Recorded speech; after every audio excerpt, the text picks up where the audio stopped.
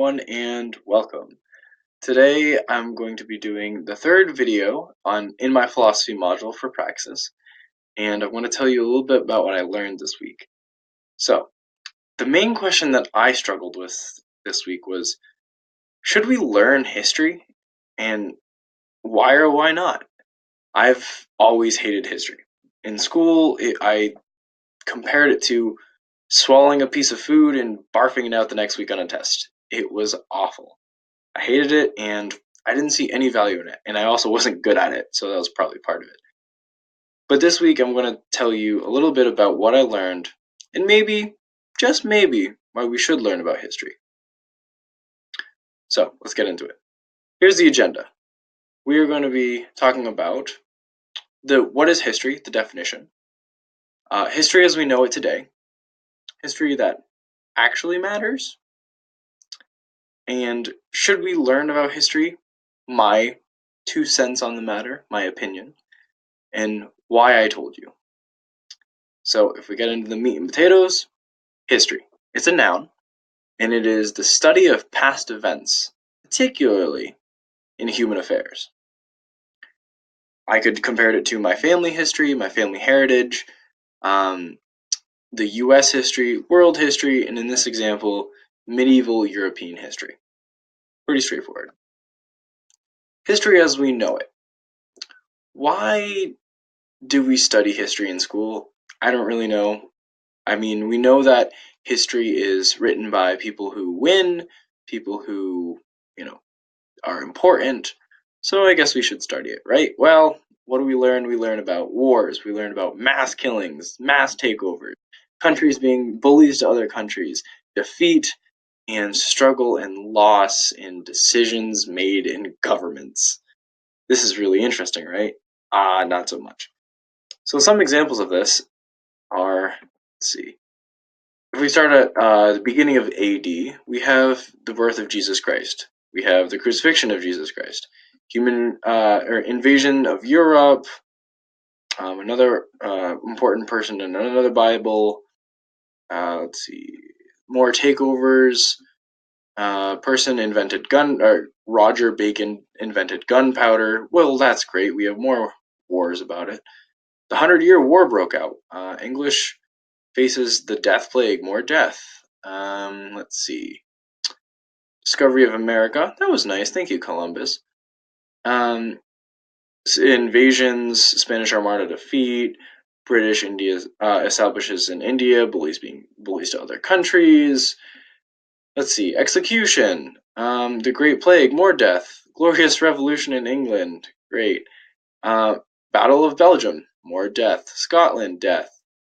The U.S. declares independence. Well, that's a big decision in a country. The Battle of Waterloo, death of Napoleon, all sorts of things. The bottom line is we talk a lot about these 5 topics in history, which is awful. Why do we need to learn that? Well, I'm going to remind you on if you can remember what our definition of history was. And I'm going to talk about something more interesting, the history that actually matters more than we know in today's society.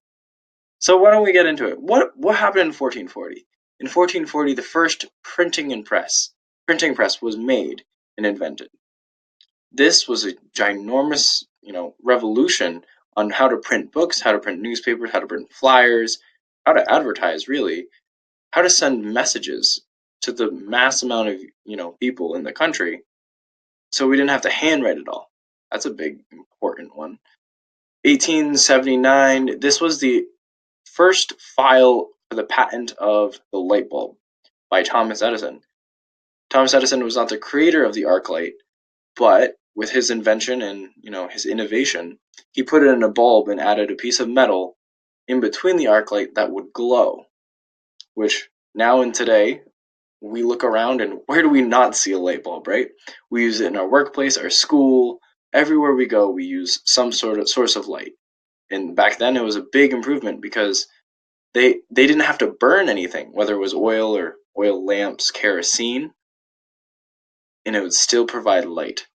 That's a big revolutionary thing that we still use today. 1901, 1901, the first transmission was sent across the Atlantic from Cape Cod. I believe the guy was named Gutenberg. Guten, I think I have it here. Let's see. George Kemp confirmed. Well, basically, it was the first transmission across the Atlantic Ocean, which now we're talking about global communication, which is insane. It started out as a first invention of two metal prongs in the grandma's garden, and he would send signals back and forth between the two. And then as he grew and got older and became more innovative, he was able to successfully send the first transmission across the Atlantic Ocean, which is nuts to begin with. But let's think about this. We use this day to day. We now use cell towers and cell phones and all sorts of other things, which there's another invention right there. 1908 was the first invention of the assembly line, which is mostly credited to Henry Ford and his team in Ford Motors. And what they did was they made the car, the automobile, be able to be affordable for the common family. Which, how many cars do we see today on the road? Maybe a little bit too many, if we're considering gas and eco-friendly things. But this has revolutionized travel. Even probably more so than the first invention of the train. That's another one. 1947, this was, I have to look on my board. This was the first transistor that was made. So a transistor, if you don't know what it is, it's a little small piece of a component in many electronical parts, in motherboards and things of that nature. If we didn't have that, our computers would be the size of one of the first computers, which is basically an entire room. It basically replaced vacuums and little bulbs that would break on TVs if you've ever seen one that you'd have to replace. The transistor revolutionized electronical components, to say the least. And the last one you probably might pick up, it was the invention of Facebook, Mark Zuckerberg. And he started out in college and designed a thing to talk to his friends with, but then it blew up and became so big that everyone uses it today. So all these inventions that probably, they all have dates, but you probably didn't even hear about half of them. And there's many more to count. So, should we learn about history? I think yes, in my humble personal opinion. Why? Because everyone makes mistakes in this world. So, why not learn from theirs? Why do you have to make mistakes, right? Well, everyone does. So, why not learn from others so you make less of them? If you want to make history, well, you can kill a bunch of people. It's highly frowned upon by most of the human race.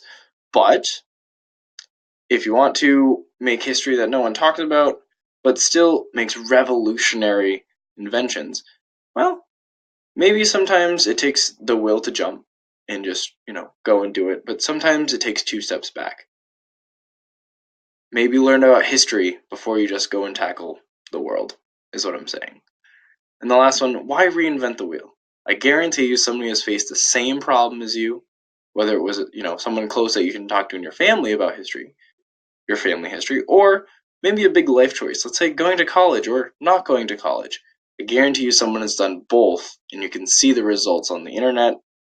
Yes, Google, all sorts of things. So, should we learn about history?